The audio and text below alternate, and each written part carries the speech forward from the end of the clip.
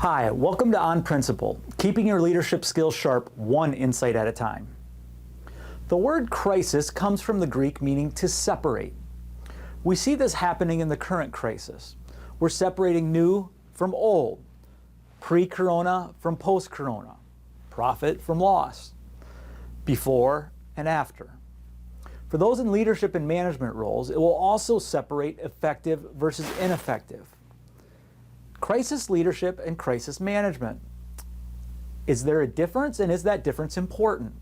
The answer is yes, and it's critical in a crisis because we need both. What do crisis managers provide?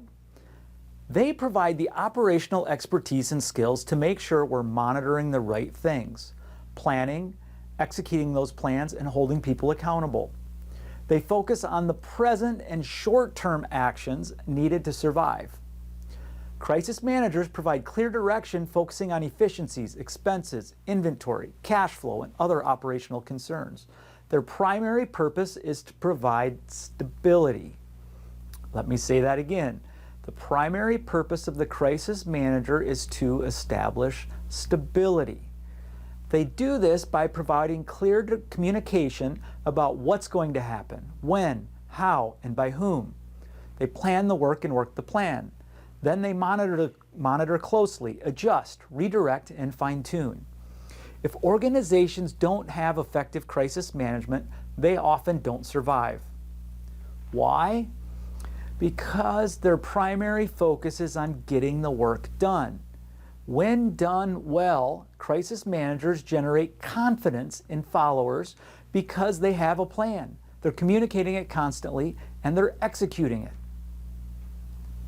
So what do crisis leaders provide? In contrast to the operational needs that managers attend to in a crisis, our effective crisis leaders engage the human needs of the organization. They're engaging the emotional nature of people. They generate trust by providing hope, speaking from the heart. They connect the organization's mission and values to the actions it is taking. Crisis leaders are bringing people together for a common cause. They provide a realistic hope in the future, but don't sugarcoat the reality of the situation. One of the most famous examples of this is Winston Churchill's "We shall fight on the beaches" speech. Check it out if you need a little inspiration. Our crisis leaders are thinking strategically about the long term as well, about what's next and how to position for future success. They are using emotions to bring about positive change while setting the tone. When done well, crisis leaders generate trust and commitment at a much deeper level. They don't shy away from emotion. They use it to show that they care, to connect, to comfort, and to pave a path to a future of better days. In speaking with many of our clients the last few weeks, I've noticed a trend. A vast majority are focused almost exclusively on crisis management. They're budgeting, slashing expenses, planning, directing staff, prioritizing, and many other things.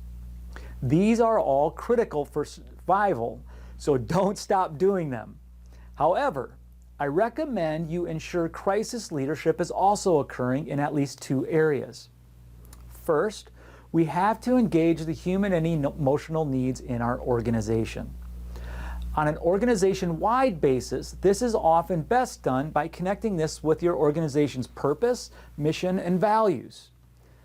On an individual level, it's about showing you care.